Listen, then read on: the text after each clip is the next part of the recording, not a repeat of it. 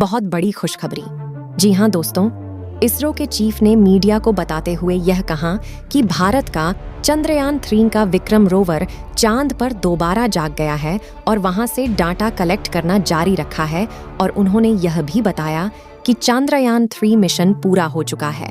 Lander और rover को जो काम दिया गया था उन दोनों ने पूरा कर दिया है। यह एक शानदार और सफल मिशन था।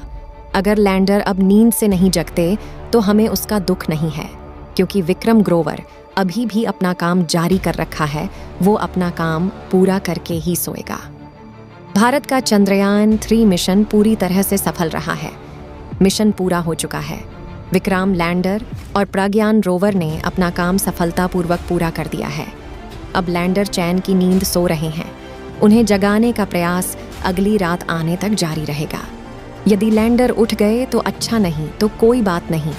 हमें दुखी होने की जरूरत नहीं है। ये बातें इसरो प्रमुख डॉ.एस. सोमनाथ ने गुजरात के वेरावल में कहीं।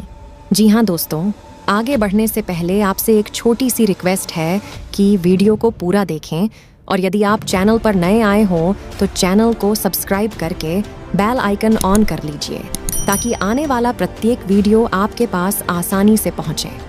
डॉ.एस. सोमनाथ ने कहा है कि प्रज्ञान रोवर और विक्रम लैंडर को जो काम दिया गया था वह वो पूरा कर चुका है। अगर लैंडर नींद से बाहर नहीं भी आते हैं तो उससे कोई दिक्कत नहीं है। चंद्रयान 3 मिशन सफल रहा है। अगर लैंडर के सर्किट डैमेज नहीं हुए होंगे तो प्रज्ञान लैंडर वापस जाग सकते हैं, एक्टिव हो सकते हैं, क्योंकि शिव शक्ति पॉइंट पर तापमान -200 डिग्री सेल्सियस के नीचे पहुंच गया था।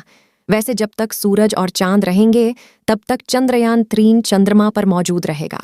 दोस्तों, आपको बता दें कि सभी देशों ने यह एक्सेप्ट किया है कि चांद पर भारत का प्रथम लहर चुका है, सिवाय एक देश को छोड़कर, वह है चीन। ऐसा देश जो कभी भी किसी दूसरे देश का भला नहीं सोच सकता। वह प्रतिद्वंदी कभी भी भारत की खुशी के बारे में नहीं सोच सकता। वह हमेशा यह सोचता रहता है कि भारत की प्रत्येक बढ़ाने वाले मिशन को कैसे चौपट किया जाए। दोस्तों, आपको बता दें कि यह चीन की रणनीति होती है कि भारत की अर्थव्यवस्था कभी भी बेहतर स्थिति में ना आ पाए। इसी कारण तो मीटिंग के दौरान चीन के प्रमुख वैज्ञानिक ने भारत के वैज्ञानिकों के ऊपर सवाल उठा दिया था, तथा उसने यह पुष्टि किया कि भारत चंद्रयान 3 का लॉन्च नहीं किया है। यह केवल उनका मनगढ़ंत कहानी है। इसके बाद इसरो के ने चंद्रयान 3 के कई सारे रहस्य चीन के वैज्ञानिकों के सामने प्रस्तुत किया और रोवर के द्वारा भेजी हुई तस्वीर उनको दिखाई गई, जिससे उन्हें मुंहतोड़ जवाब का सामना करना पड़ा। आपको बता दें कि चीन को जलाने के लिए तो भारत का परचम एक बार फिर लहराने के लिए इसरो के वैज्ञानिक तैयार हैं।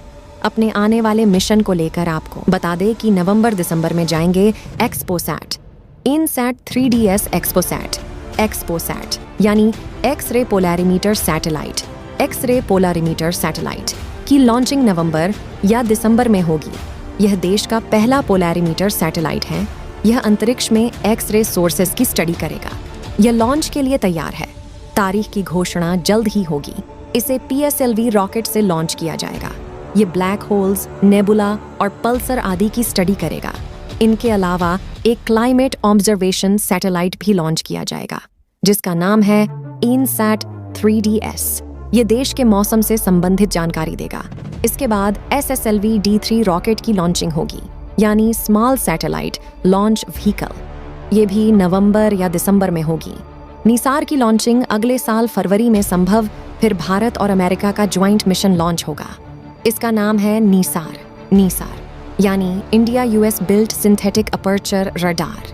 निसार की बदौलत दुनिया में आने वाली किसी भी प्राकृतिक आपदा का अंदाजा पहले ही लगाया जा सकता है। निसार को धरती की निचली कक्षा में स्थापित किया जाएगा। निसार हर 12 दिन में पूरी दुनिया का नक्शा बनाएगा। लगातार धरती के इकोसिस्टम, बर्फ की मात्रा, पेड़ पौधे, बायोमास, समुद्री जलस्तर, भूजल का स्तर, प्राकृतिक आपदाएं, भूकंप, सुनामी, ज्वालामुखी और भूस्खलन आदि पर नजर रखेगा। निसार में L और S dual band synthetic aperture radar लगा है, जो SAR तकनीक से बड़े इलाके का हाई रेजोल्यूशन डेटा दिखाता है। गगनयान के टेस्ट व्हीकल D1 की लॉन्चिंग अक्टूबर में। इस साल का सबसे बड़ा मिशन होगा गगनयान। इस मिशन के क्रू मॉड्यूल का मानव रहित फ्लाइट टेस्ट होगा। 2 बार क्रू मॉड्यूल के मानव रहित फ्लाइट टेस्ट के बाद भारतीय एस्ट्रोनॉट्स यानी अंतरिक्ष यात्रियों को गगनयान कैप्सूल में बिठाकर अंतरिक्ष में भेजा जाएगा।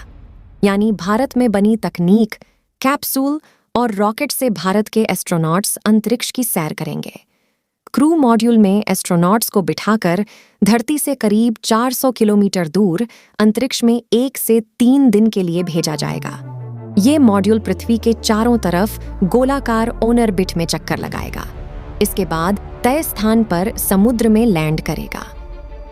दोस्तों, इसरो के वैज्ञानिक अब स्पेस में टहलका मचाने वाले हैं और तो और भारत का प्रथम पूरे विश्व में लहराने वाला है, जैसा कि चांद पर लैंडिंग करने वाला चौथा देश जो कि भारत बना है, और प्रथम देश वह बना है जो किसके साउथ पोल पर लैंडिंग किया गया है।